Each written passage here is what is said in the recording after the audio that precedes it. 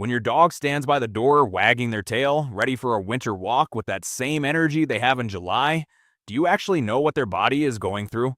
Most people don't think twice about it. Your dog has fur. You need 3 layers and a coat. They're built for this, right? That's what we tell ourselves every single winter.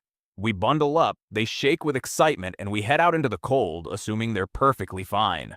But here's the thing. That assumption is based on a version of dogs that doesn't exist anymore.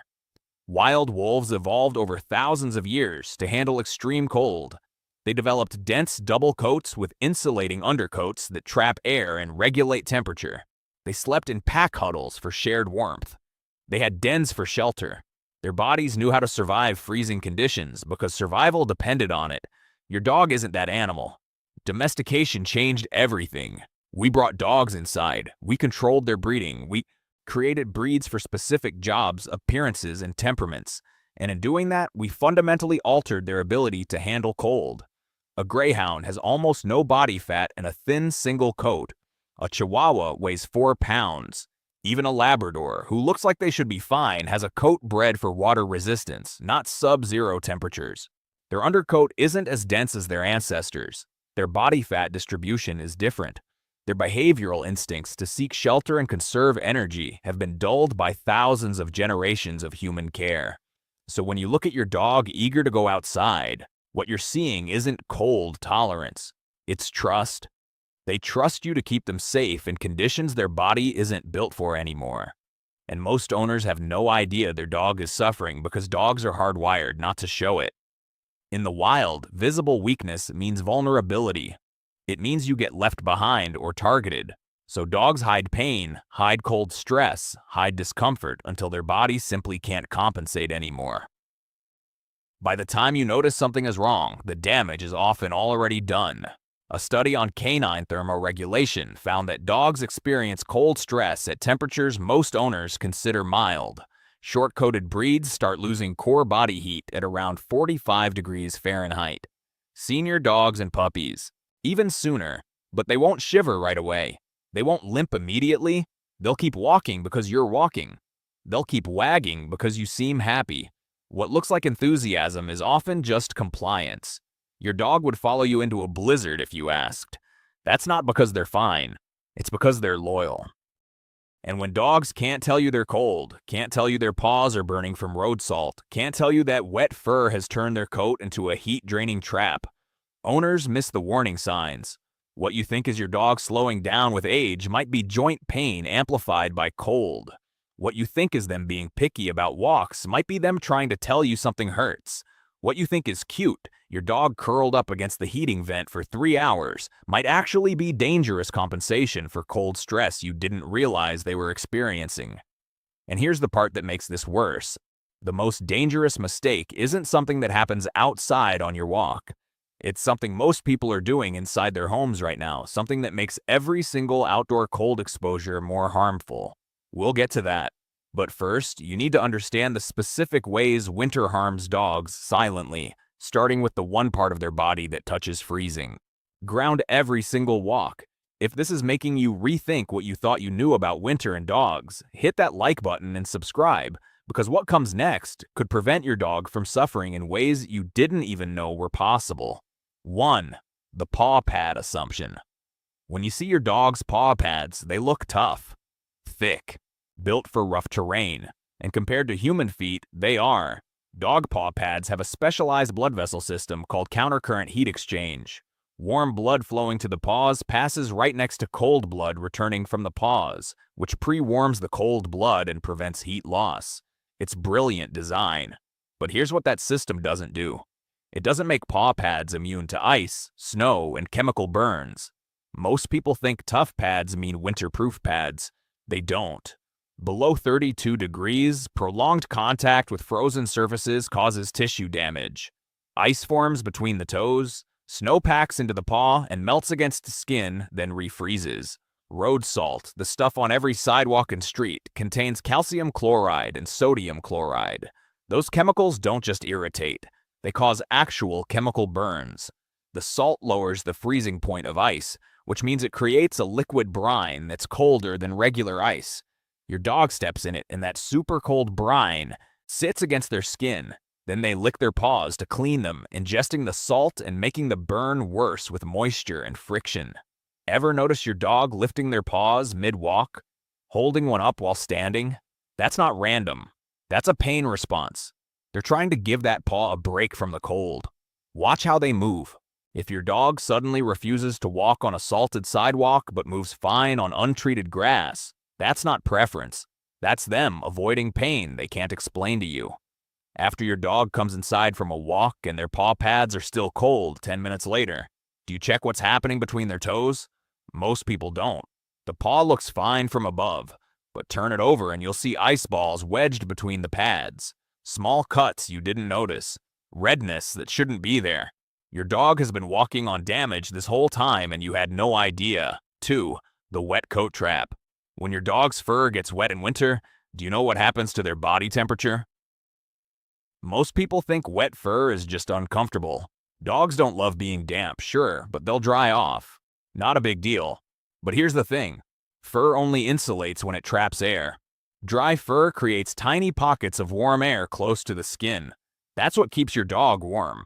The second that fur gets wet, those air pockets collapse. Snow melts into the coat. Rain soaks through. Even the condensation from your dog's breath in freezing air can saturate the fur around their face and chest. And wet fur doesn't just stop insulating. It actively pulls heat away from the body. Water conducts heat 25 times faster than air. So now your dog's coat is doing the opposite of its job. It's draining warmth with every second they're outside. A study on canine thermoregulation found that wet conditions can drop a dog's core temperature faster than dry cold, even when the air temperature is the same. A 20-minute walk in wet snow can be more dangerous than an hour in dry cold. So why don't dogs just shake it off? They do, but shaking only removes surface water. The undercoat stays damp, the skin stays wet, and if you bring them inside and don't actively dry them, that moisture sits against their body for 30, 40, sometimes 60 minutes. Watch what your dog does after a wet winter walk. Do they go straight to the heating vent? Press against the radiator? Climb into your lap even though they're soaking? That's not them being affectionate. That's them trying to survive. And if they start shivering, most people think, okay, they're cold, but they'll warm up. Not a crisis. Except shivering is a crisis. Shivering is what happens when the body has already lost the ability to maintain its core temperature passively. It's the emergency system. The body is burning energy as fast as it can to generate heat because every other method has failed. By the time you see your dog shiver, cold stress is already happening. The damage is underway. So when your dog hesitates at the door on a snowy day, when they loved winter walks last year but now they pull back, that's not them being difficult. That's them remembering what it felt like last time. 3. The invisible caloric burn. When your dog is outside in the cold, do you realize how many extra calories their body is burning just to stay alive? Most people feed the same amount in winter as they do in summer. Same schedule, same portion. The dog seems fine. But here's the thing. Staying warm is work. Your dog's body has to maintain a core temperature of around 101 degrees. When the air temperature is 70 degrees, that's easy. When the air temperature is 20 degrees, that's a full-time job. Thermoregulation in cold weather increases a dog's metabolic rate by 10 to 30%, depending on their breed, coat type, and how long they're outside. They're burning more calories every single day, and most owners never adjust the food. So what happens? The dog gets hungrier. They finish meals faster. They beg more. They stare at you during dinner with that look you think is just them being spoiled. But it's not behavior. It's biology. Their body is running out of fuel. And if you don't increase their food, that energy deficit builds. Week after week, they start losing weight. Ribs become more visible. Their waist gets more defined. Their energy drops because they don't have enough fuel to stay warm and stay active. Their coat gets dull, brittle, starts shedding more than usual. Their immune system weakens because the body is prioritizing heat over everything else. And the dog can't tell you any of this. They just keep trying to get by on less. A dog that seems needy in winter, following you from room to room, staying close, that's not separation anxiety. That's them seeking warmth because their body doesn't have the resources to generate it alone. The dog isn't being dramatic. The dog is cold. And by the way, if your dog suddenly refuses to go outside in winter, or if they start acting strange around your heating vents, don't brush it off. There's something happening inside your home right now that's making all of this worse. We'll get to that. 4. The indoor temperature shock. When you come back from a winter walk and step into your warm house, does your dog pant? Most people think that's normal. The dog was cold, now they're warm, they're adjusting. Give them a minute. But here's the thing, that panting isn't relief, it's stress. You just took your dog from 20-degree air into 70-degree air in under 10 seconds. Their body was working to conserve heat. Blood vessels constricted, metabolism ramped up, and now suddenly they're overheating. So the body has to reverse everything, dilate the blood vessels, increase respiration, cool down fast. That's not adjustment, that's whiplash. And it happens every single time you go outside and come back in. Twice a day, 3 times a day, all winter long. Dogs that live in homes kept at 62 to 68 degrees a climate to winter. Their body learns to regulate in cooler temperatures. They grow a thicker undercoat. Their metabolism adjusts gradually. But dogs in 70-plus degree homes never acclimate. Every cold exposure feels extreme because their body hasn't adapted. And worse, the constant temperature swings stress the cardiovascular system, suppress immune response, and make your dog more vulnerable to respiratory infections. Ever notice your dog get sick more in winter? Kennel cough, mystery coughs, sneezing that comes out of nowhere? That's not bad luck. That's their immune system breaking down under thermal stress. And here's the part that's hard to hear. When you crank the heat to warm your dog up faster after a walk, you're making it worse. You're teaching their body that it doesn't need to regulate, that it can depend on external heat. You're making them fragile. If this is making you rethink what you thought you knew, hit that like button and subscribe. This kind of information doesn't show up in most dog care advice, and the more people who see it, the more dogs we can help. 5. The senior dog winter collapse. When your older dog moves slow on a cold morning, do you know what's actually happening in their joints? Most people think it's just age. Senior dogs slow down, they get stiff. It's normal. But here's the thing. Cold doesn't just make arthritis feel worse. It changes the physical properties of joint fluid. In low temperatures, synovial fluid thickens. It loses viscosity. And that fluid is what cushions the bones, what prevents friction, what allows smooth movement. When it thickens, cushioning disappears. Bone grinds on bone. Every step hurts more than it did in summer. So why doesn't your dog cry out? Why don't they limp, obviously? Because older dogs have learned over years that showing pain doesn't help. Wild animals that show weakness get left behind. Domesticated or not, that instinct remains. Your senior dog will suppress visible discomfort until their body simply can't hide it anymore. Watch how they move in the first 10 minutes after waking up on a cold day. Stiff, slow, hesitant on the stairs. Then after a few minutes, they seem fine. Most people think, okay, they just needed to warm up. Crisis averted, except that's not warming up. That's the joint fluid heating through movement. The pain is still there. The damage is still accumulating. Every single cold morning.